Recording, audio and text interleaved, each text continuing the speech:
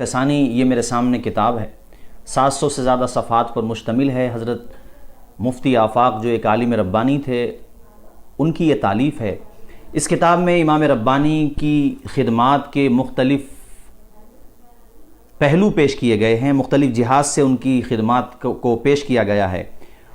امام ربانی مجدد الفسانی قدس سرہ ایک عالمگیر شخصیت تھے، جس کو کہتے ہیں ایک ایسا سمندر تھا کہ جس کے کنارے تک بھی ہم لوگ نہیں پہنچ سکتے۔ وہ بہت عظیم شخصیت کے مالک تھے۔ انہوں نے ریاضت کے حوالے سے، اتباع شریعت کے حوالے سے، رد بدعات کے حوالے سے، ان کے عہد میں اٹھنے والے فتنوں کے سد باب کے لیے اس حوالے سے مختلف جہات سے جب آپ ان کو پڑھیں گے تو آش آش کہہ اٹھیں گے اور آپ کے 14 طبق روشن ہو جائیں گے۔ چونکہ کئی سالوں سے مشاجرات کا عنوان مسلمانوں میں زیر بحث ہے، جبکہ اس وقت ہمارے سامنے کیا چیلنجز ہیں اس کو سامنے رکھتے ہوئے طے شدہ امور کو تو ہمیں چھونا بھی نہیں چاہیے، ان کی طرف جانا نہیں چاہیے، لیکن کچھ لوگوں کو اصول شریعت سے ناواقفیت کی وجہ سے یا آپسی اختلافات کی وجہ سے اس کی طرف ہم نے توجہ دی، جس کا نقصان ہم اب اچھا خاصا اٹھا رہے ہیں۔ مجدد الفسانی کو جو لوگ فالو کرتے ہیں، میں سمجھتا ہوں تمام ہی اہل سنت، بلکہ میں سمجھتا ہوں تمام ہی مسلمان ان کو ایک بڑی شخصیت اور عظیمت امام علی مقام کا مظہر سمجھتے ہیں۔ تو وہ اب ذرا دیکھیں، مجدد الفسانی نے مشاجرات صحابہ کے حوالے سے بالکل وہی کہا ہے جو اہل سنت و جماعت کا موقف ہے۔ سنیے وہ کیا لکھتے ہیں۔ مکتوب نمبر 251 ہے، جلد نمبر 1 ہے۔ منازعات و محاربات کے درمیان ایشاں واقع شدہ است بر محامل نیک۔ فرماتے ہیں کہ جو اختلافات اور محاربات یعنی جو جنگیں ان میں آپس میں ہوئیں، انہیں چاہیے کہ ہم صحیح معنی پہ ان کو محمول کریں، بر محامل نیک صرف بایت۔ پھر آگے جا کے کہتے ہیں کہ یہ جو تھا ہوا پرستی یا کیا نام، یہ جو تھا مطلب تعصب کی بنیاد پر نہیں تھا۔ پھر آگے کہتے ہیں زیرا کے عام مخالفات مبنی بر اجتہاد و تعویل بودہ نہ بر ہوا ہوس۔ یہ جو اختلافات مخالفتیں تھیں یہ اجتہاد اور تعویل پر مبنی ہیں، نہ کہ مطلب خواہشات نفسانی پر۔ چنانچہ جمہور اہل سنت بر آنند، چونکہ اہل سنت و جماعت کا یہی موقف ہے۔ اب یہاں جو ہے آپ دیکھیں، اچھا آپ اس میں اگر لاجیکلی بھی سوچیں تو ہم اگر ان کے اختلافات میں کوئی جو ہے غلط راستے پہ چلے جاتے ہیں صرف اس بنیاد پر کہ تاریخوں میں یہ ہے، تاریخوں میں یہ ہے، تو بہت پریشانی ہو جائے گی۔ خود مجدد الفسانی ایک جگہ جا کر کے لکھتے ہیں۔ اچھا پھر ہاں اس میں یہ بھی بتا دوں، چونکہ محاربات تو ہوئے، مشاجرات بھی ہوئے، تو اب اس سلسلے میں بہرحال موقف تو کچھ نہ کچھ رکھنا ہے، تو ہمیں کیا رکھنا ہے؟ تو وہ بھی کہتے ہیں اما باید دانست کے محاربات حضرت امیر کرم اللہ تعالی وجہ الکریم برخطا بودا اند و حق بجانب امیر۔ اما باید دانست کے محاربان حضرت امیر معلوم رہے کہ حضرت امیر سے مراد سیدنا مولا علی شیر خدا کے مقابلے میں آنے والے یہ خطا پر تھے، حضرت علی رضی اللہ تعالیٰ عنہ کے ساتھ حق تھا۔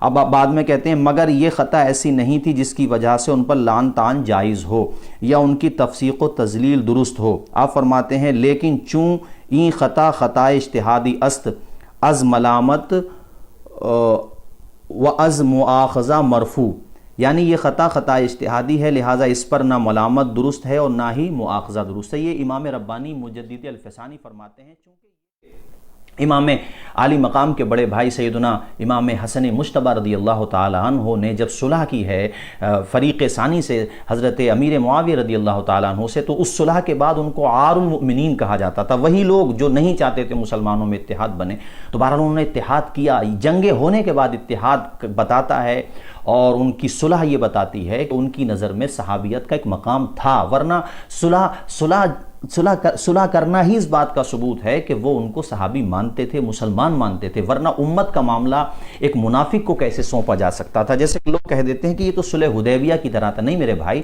صلح حدیبیہ کی طرح کیسے ہو سکتا ہے؟ صلح حدیبیہ تو وہاں پر کیا ایسا تھا کہ رسول پاک نے مسلمانوں کو ان کے حوالے کر دیا تھا کہ اب آپ جانو یہ آپ کے حوالے نہیں، بلکہ یہاں رسول پاک کی بشارت کے مطابق خود خود اللہ کے پیغمبر نے فرمایا، حدیث صحیح اہل سنت کی سینکڑوں کتابوں میں ہے، یہاں تک کہ اہل تشیع حضرات کی کتابوں میں بھی یہ روایت موجود ہے کہ رسول پاک صلی اللہ علیہ وسلم نے فرمایا میرا یہ بیٹا سردار ہے حسن، اور اس کے ذریعے سے 2 مسلمانوں کے گروہوں میں اللہ تعالیٰ صلح فرمائے گا۔ ایک روایت میں آیا بین فئتین عظیمتین من المسلمین، دونوں کو اللہ کے نبی جب مسلمان فرما رہے ہیں تو آپ نے کلمہ رسول پاک کا پڑھا ہے یا اپنے نفس کے آپ غلام بنے ہوئے ہو کہ صرف اپنی تراشیدہ اور اپنی بدعت پر جو ہے تم نے رسول پاک کے فرمان کو پس پس ڈال دیا ہے؟ ارے آپ خود سوچئے، اللہ کے پیغمبر دونوں کو مسلمان فرما رہے ہیں تو آپ اس کو صلح حدیبیہ پہ قیاس کر رہے ہیں۔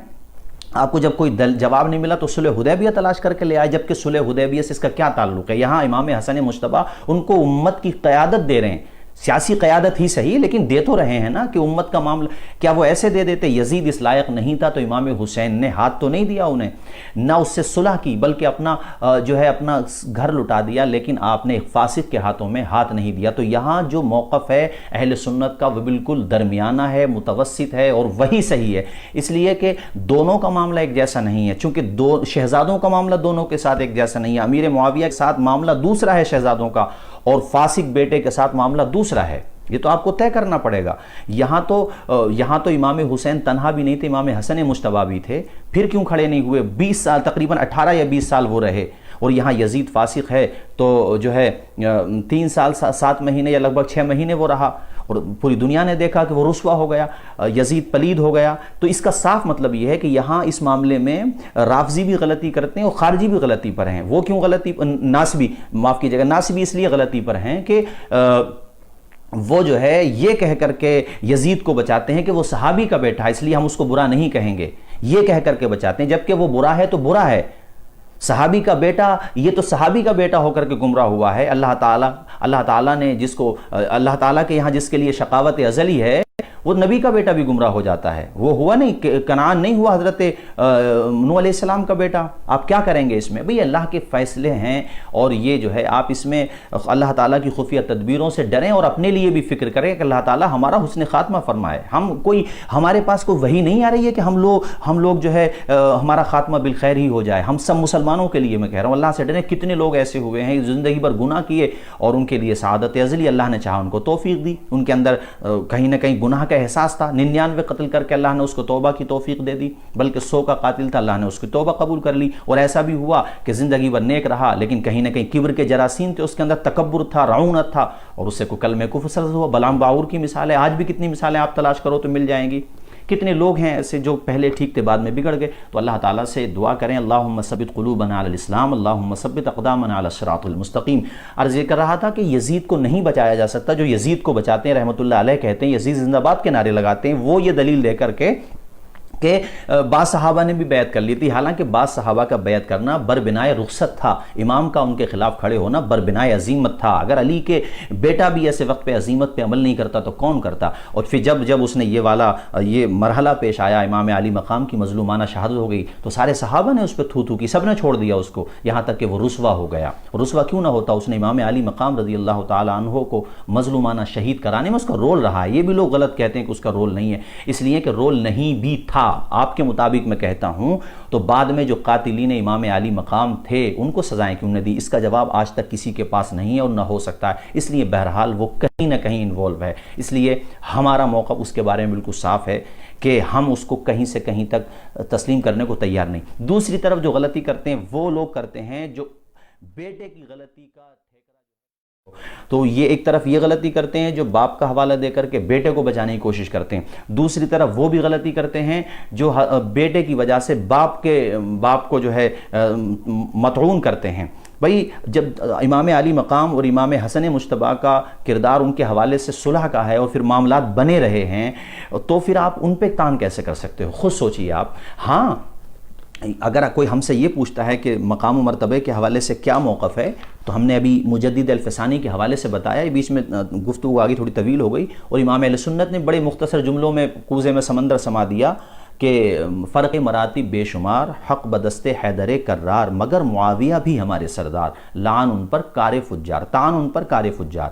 یعنی اگر مرتبوں کا اگر آپ فرق پوچھتے ہیں تو مولا علی شیر خدا کا مرتبہ حضرت امیر معاویہ سے بہت زیادہ، اتنا زیادہ کہ کروڑوں گھوڑے بھی دوڑتے رہیں تب بھی ان کے مرتبے کو نہیں پہنچ سکتے، سال ہا سال دوڑتے رہیں تب بھی، چونکہ وہ شیر خدا ہیں، اسد اللہ الغالب ہیں، علی ابن ابی طالب ہیں۔ ان کے لیے میرے رسول پاک نے فرمایا من کنت مولاہ فہذا علی مولا، جس کا میں مولا اس کا علی مولا۔ ان کے لیے رسول پاک نے کتنے پیارے پیارے فرامین ارشاد فرمائے، ان کا مقام۔ پھر دوسری بات یہ ہے کہ ان کے مقابلے میں کوئی سنی تصور بھی نہیں کر سکتا۔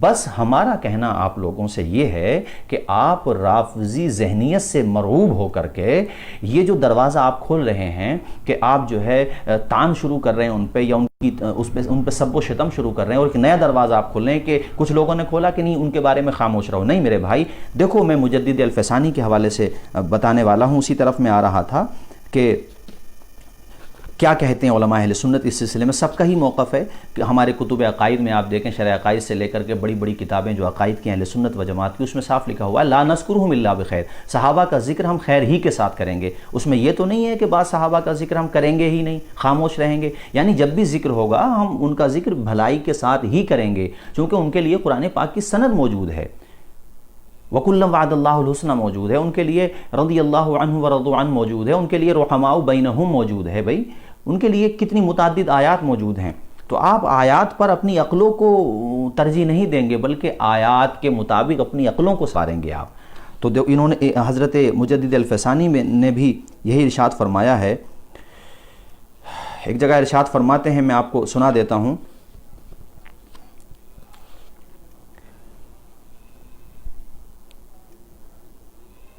ارشاد فرماتے ہیں کہ ہم مشاجرات صحابہ پر خاموش رہیں گے چونکہ مشاجرات پر سکوت کا حکم ہے۔ یہ جملہ سنیں آپ، فرماتے ہیں مشاجرات پر سکوت کا حکم ہے، اس پر ہم خاموش رہیں گے، اور جب بھی ذکر کریں گے بھلائی کے ساتھ کریں گے۔ تو یہ جو ایک شوشہ چھوڑا گیا ایک ڈاکٹر صاحب کے ذریعے، ہم بھی بہت فالو کرتے تھے مگر اتنا نہیں جتنا صحابہ کرام کو کرتے ہیں، شاید اسی وجہ سے ہمارے دل سے ان کی اہمیت ختم ہو گئی، چونکہ جب وہ رسول پاک کے صحابہ کے لیے چور دروازے انہوں نے کھول دیے تو ظاہر سی بات ہے صحابہ کرام کو ہم بہت مانتے ہیں، اس لیے مانتے ہیں کہ صحابہ کرام سے اللہ تعالیٰ کا راضی ہونا اور صحابہ کا اللہ سے راضی ہونا یہ نص قطعی سے ثابت ہے، خیر کے ساتھ ذکر کرنے میں نہیں۔ دوسری طرف یہ بھی میں عرض کر دوں کہ خیر کے ساتھ ذکر کا مطلب یہ بھی نہیں کہ کوئی غلو کرے، موضوع روایتیں پڑھے، اس کا بھی میں قائل نہیں ہوں، چونکہ آپ موضوع یا بہت زیادہ کمزور روایتیں پڑھتے ہیں تو سامنے والے کو غذا فراہم کر رہے ہوتے ہیں، اس لیے روایتوں کے بارے میں تحقیق کر لی جائے۔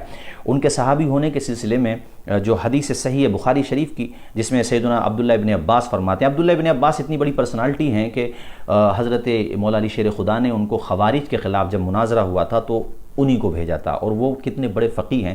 ان سے جب ایک وطر کے نماز کے سلسلے میں پوچھا گیا تو انہوں نے فرمایا کہ معاویہ کو چھوڑ دو، انہو فقیہ، وہ فقیہ ہیں، یہ ان کا جملہ ہے، اور ایک جگہ فرمایا انہو صاحب رسول اللہ، تو یہ حدیث صحیح ہے۔ اسی طریقے سے ترمذی میں اگر آپ دیکھیں تو سنن ترمذی میں باب مناقب معاویہ موجود ہے، امام ترمذی کے اوپر تو رافضیت تک کا الزام خوارج کی طرف سے لگا، اتنے بڑے وہ محب اہل بیت تھے، وہ کیوں ان کے مناقب کا باب لے کر کے آ گئے؟ تو میرے بھائیوں کچھ سوچو، آپ لوگ نئی چیزیں کیوں لے کر کے آ رہے ہو، کیوں مرعوب ہو رہے ہیں؟ ان کے پاس دلائل نہیں ہے۔ اچھا پھر ایک چیز یہ دیکھیے کہ ظنیات یعنی جس کے بارے میں شک ہے کہ ہو بھی سکتا نہیں بھی ہو سکتا ہے، اس کا مقابلہ آپ قطعیات سے کیسے کر سکتے ہو؟ یعنی جو 100% یقینی ہے، اللہ کا فرمان تو جو اللہ کا فرمان وہ بھی قطعی طور پہ جو ثابت ہے، یعنی قرآن مجید کی میں بات کر رہا ہوں۔ قرآن مجید میں آپ دیکھیں سورہ حدید کی آیت نمبر 10، اللہ تعالیٰ نے کیا فرمایا کہ جو فتح مکہ سے پہلے ایمان لائے اور جو فتح مکہ کے بعد ایمان لائے، دونوں کے درجات میں فرق ہے، جو پہلے ایمان لائے ان کا درجہ بعد میں ایمان لانے والوں سے زیادہ ہے، اور ہونا بھی چاہیے چونکہ وہ بعد میں ایمان لائے ہیں، ان کی قربانیاں زیادہ ہیں جو پہلے لائے، لیکن بعد میں اللہ فرماتا ہے وَكُلًّا وَعَدَ اللَّهُ الْحُسْنَى، لیکن اللہ تعالیٰ نے سب سے بھلائی کا وعدہ فرما لیا۔ حسنہ کا مطلب جنت ہے، یعنی بھلائی۔ بہت سے لوگ کہتے ہیں حسنہ کا مطلب آپ نے جنت کہاں سے لے لیا؟ تو آپ 11ویں پارے کی آیت پڑھیے، للذین احسنوا الحسنى وزیادہ، جس نے نیکیاں کی اللہ تعالیٰ فرماتا ہے ان کے لیے حسنہ یعنی جنت ہے، وزیادہ، اور اس کے علاوہ بھی ہے، زیادہ سے مراد اللہ کا دیدار۔ تو بھلائی بھی چلیے آپ کے مطابق ہم لے لیتے ہیں، تو بھلائی کا جس سے وعدہ فرما لیا وہ جہنم میں کیسے جا سکتا ہے؟ اس لیے ان موضوعات پر اپنا ذہن زیادہ نہ کھپائیں، کوئی فائدہ نہیں، اور ان مباحث سے امت کا کوئی بھلا ہونے والا نہیں ہے سوائے نقصان کے، اس چیز کو سمجھیے آپ لوگ۔ تو خدا کے لیے ان دروازوں کو بند کیجئے اور اپنے ائمہ حضرات پر اعتماد کیجئے۔ کیا آپ مجدد الفسانی پہ بھی بھروسہ نہیں کریں گے؟ ان پہ بھی بھروسہ نہیں ہے آپ کو؟ ان کے مکتوبات آپ دیکھیں کتنے زوردار انداز میں انہوں نے جگہ جگہ لکھا ہے۔ دیکھو ایک جگہ تو وہ فرماتے ہیں، میں آپ کو سنا دوں، اے بھائی، کتنے درد بھرے انداز میں فرماتے ہیں، اے بھائی اس معاملے میں معاویہ اکیلے نہیں ہیں بلکہ تقریباً آدھے صحابہ کرام اس معاملے میں ان کے ساتھ شریک ہیں۔ تو اگر حضرت امیر کی جنگ یعنی حضرت مولا علی شیر خدا سے جنگ کرنے کی وجہ سے آپ انہیں کافر یا فاسق کہیں گے تو دین کے اس حصے سے اعتماد ختم ہو جائے گا جو ان کی تبلیغ سے ہم تک پہنچا ہے۔ لہٰذا اس بات کو وہی جائز قرار دے گا جو زندیق ہے۔ ان کا جملہ کتنا دیکھیں آپ، جو زندیق ہے وہ کہہ رہے ہیں، یعنی دین کا ایک بڑا حصہ آپ سے ختم، اور یہی وجہ ہے کہ جن لوگوں نے دروازے کھولے ان کے پاس آپ دیکھ لیں کیا صورتحال ہے، کیا کر رکھا انہوں نے۔ ان کے بعض گروہ میرے علم میں اب تو پتہ مجھے چلا ہے، بلکہ میں دیکھتا بھی ہوں کہ ایسے گروہ بھی ہیں جو قرآن پاک کو مکمل مانتے ہیں۔ بہرحال وہ دعویٰ تو کرتے ہیں، قرآن پاک ان کے وہاں مکمل چھپ بھی رہا ہے بعض لوگوں کے یہاں، لیکن ابھی بھی ایسے ہیں جنہوں نے یہاں تک کہا، مطلب وہ تحریف لفظی تو نہیں کر پاتے لیکن تحریف معنوی کرتے ہیں، متواترات کا انکار کرتے ہیں۔ ایک تو کہہ رہا تھا کہ جمعہ سے مراد نماز جمعہ نہیں ہے، جبکہ وہ تواتر سے ثابت ہے کہ رسول اللہ کا جو فرمان ہے کہ تم نماز جمعہ کی طرف دوڑو، تو وہاں نماز جمعہ مراد ہے، لیکن وہ کہہ رہا کہ یہ مراد نہیں ہے۔ ایک جگہ بہت سے لوگ اس طرح کی باتیں کرتے رہتے ہیں۔ تو میں یہ کہنا چاہ رہا ہوں کہ یہ کہاں سے شوشن ملے، اسی وجہ سے، چونکہ یہ ان سے مرویات تھے، ان سے ملے ہوئے تھے، تو انہوں نے اس کو بھی چھوڑ دیا۔ تو بہرحال یہ میں نے چند باتیں آپ حضرات کے سامنے رکھیں، اور یہ میں نے کس سے سنایا آپ حضرات کو کہ حضرت مجدد الفسانی کے حوالے سے سنایا، اور یہ تجدید الفسانی میں یہ بحث اگر آپ دیکھنا چاہیں تو یہ صفحہ نمبر 584 سے لے کر کے صفحہ نمبر 591 تک یہ طویل بحث ہے، آپ اس کو چاہیں تو پڑھ سکتے ہیں۔ اب آخر میں آپ حضرات کو ایک حدیث شریف سنا دوں۔ جب یہ بات آئی گئی ہے تو وہ یہ جتنی انہوں نے ذکر کیا ہے، بخاری شریف کی حدیث شریف میں اس سلسلے میں سناتا ہوں۔ امام ربانی مجدد الفسانی نے جو فرمایا کہ ہم صحابہ کرام کا ذکر خیر کے ساتھ ہی کریں گے، ان پر لعن طعن نہیں کریں گے، تو یہ ان کا اپنی اختراع یا کوئی اپنی طرف سے پیش کی ہوئی بات نہیں ہے، بلکہ یہ حدیث رسول کے عین مطابق ہے، جو حدیث صحیح ہے، اور اس کے حوالہ جات میں ابھی بعد میں دوں گا، پہلے یہ حدیث شریف کا متن سن لیجئے۔ آدم ابن ابی ایاس نے سنا حضرت شعبہ سے، اور شعبہ نے سنا حضرت اعمش سے، امام اعمش سے۔ حضرت اعمش کہتے ہیں میں نے سنا زکوان سے، اور زکوان حدیث بیان کرتے ہیں ابو سعید خدری سے۔ اس حدیث کے جو مرکزی راوی ہیں حضرت ابو سعید خدری ہیں۔ وہ کہتے ہیں کہ رسول پاک صلی اللہ علیہ وسلم نے ارشاد فرمایا لا تسبوا اصحابی، میرے صحابہ کو گالیاں نہ دو، برا بھلا نہ کہو۔ فلو ان احدکم انفق مثل احد ذهبا ما بلغ مد احدهم ولا نصیفہ، فرماتے ہیں کہ اگر تم میں سے کوئی احد پہاڑ کے برابر بھی سونا خیرات کرے تو وہ میرے صحابہ میں سے کسی کے برابر نہیں پہنچ سکتا، یعنی میرے صحابہ میں سے جنہوں نے صرف ایک کلو گرام یا اس سے نصف کے برابر بھی جو خرچ کیا ہے صحابہ نے، اس کے برابر آپ کا وہ احد پہاڑ کے برابر سونا نہیں ہو سکتا۔ امام اعمش سے روایت کرنے والوں میں جہاں اس میں جو ہے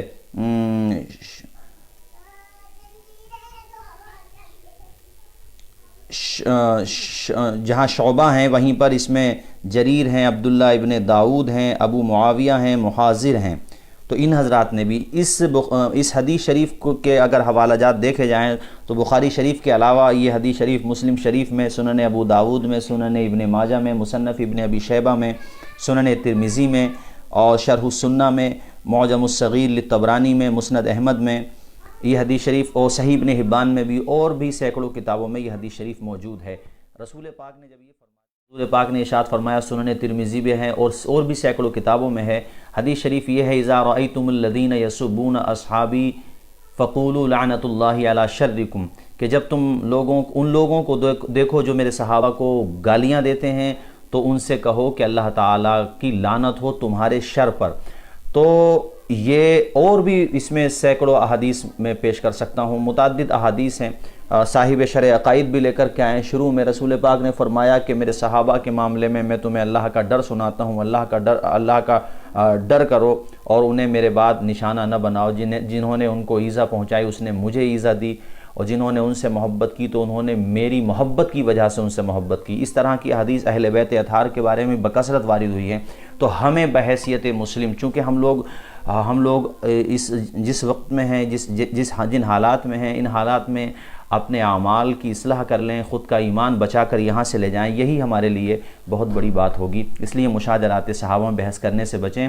مشاجرات میں سکوت کا حکم ہے، اور جب بھی ہم کسی کا ذکر کریں تو بھلائی کے ساتھ ہی، یعنی صحابہ کرام میں سے جس کا بھی ذکر کریں بھلائی کے ساتھ کریں۔ انہوں نے آپس میں کیا تو اس سلسلے میں 3 گروہ اس وقت ہو گئے تھے۔ حضرت عثمان غنی رضی اللہ تعالیٰ عنہ اپنے وقت کے وزیر اعظم امیر المؤمنین، ان کی جب شہادت ہوئی، مظلومانہ شہادت، تو صحابہ کرام کے 3 گروہ ہو گئے تھے۔ چنانچہ مجدد الفسانی لکھتے ہیں، سنیں، نبی اکرم صلی اللہ علیہ وسلم کے اصحاب باہمی محاربات و منازعات کے وقت 3 گروہ تھے، یعنی 3 حصوں میں وہ بٹ گئے تھے۔ ایک ایسا سانحہ پیش آیا، سوچیں ایک وزیر اعظم شہید ہو گیا ہو، اپنے وقت کا پریسیڈنٹ شہید ہو گیا ہو، اور جن کی قربانیاں اسلام کے لیے کتنی عظیم تھیں، جن کو رسول پاک نے یکے بعد دیگر اپنی 2 شہزادیاں عطا فرمائی۔ اللہ کے پیغمبر نے ارشاد فرمایا، اے عثمان، اگر میرے پاس ایک روایت میں آتا ہے کہ 40 بیٹیاں بھی ہوتی کے بعد دیگرے میں تمہارے نکاح میں دے دیتا۔ اتنی محبت عثمان غنی سے فرماتے تھے۔ وہ بتا رہا تھا کہ تو ایسی سچویشن، اتنا بڑا سانحہ پیش آیا تھا، تو اس پوزیشن میں، ان حالات میں کیا ہوا؟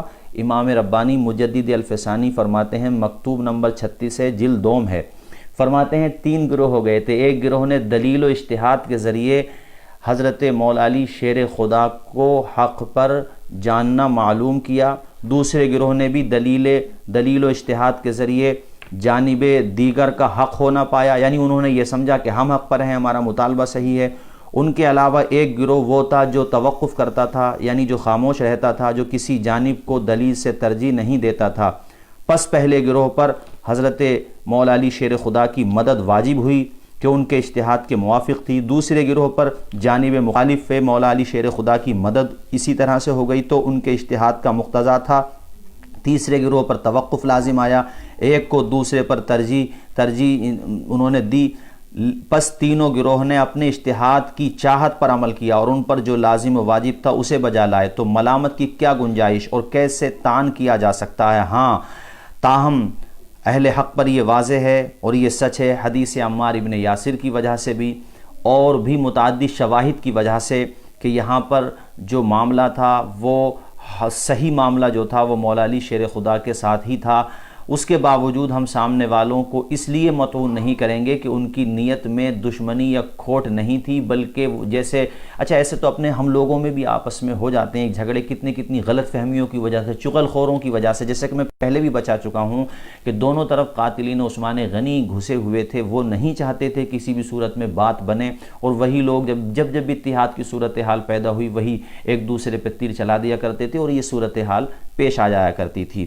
اور پھر سنیں حضرت عمر بن، یہ میں مکتوبات سے سنا رہا ہوں، پھر حضرت عمر بن عبدالعزیز رضی اللہ تعالیٰ عنہ کا قول مذکور اور ایک حدیث شریف ذکر فرمائی، اذا ذکر اصحابی فامسکو، یعنی جب میرے اصحاب کا ذکر ہو تو خاموش ہو جاؤ، یعنی برا بھلا نہ کہو انہیں، اور ایک کو دوسرے پر اختیار۔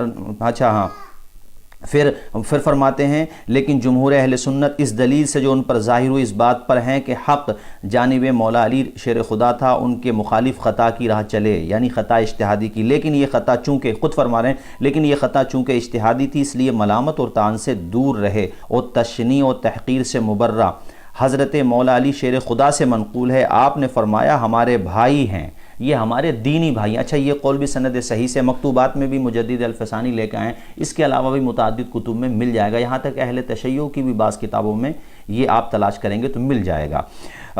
مولا علی شیر خدا نے کبھی اس طرح کے جملے کہے ہی نہیں۔ یہ جو لوگ اپنی طرف سے اپنی محبت میں، ان کی محبت میں، ان کی تعلیم کے خلاف آپ لوگ چل رہے ہیں، آپ کو خود اندازہ ہونا چاہیے کہ آپ محبت کا دعویٰ کر رہے ہیں اور انہوں نے جو فرمایا اس کے بالکل خلاف آپ چل رہے ہیں۔ مولا علی شیر خدا فرماتے ہیں یہ ہمارے دینی بھائی ہیں، یہ ہمارے خلاف کھڑے ہو گئے، لیکن یہ نہ کافر ہیں نہ فاسق، کیونکہ ان کے پاس تعویل ہے جو فسق و فجور کو منع کرتی ہے۔ تعویل کا مطلب یہ ہے کہ وہ تعویل شرعی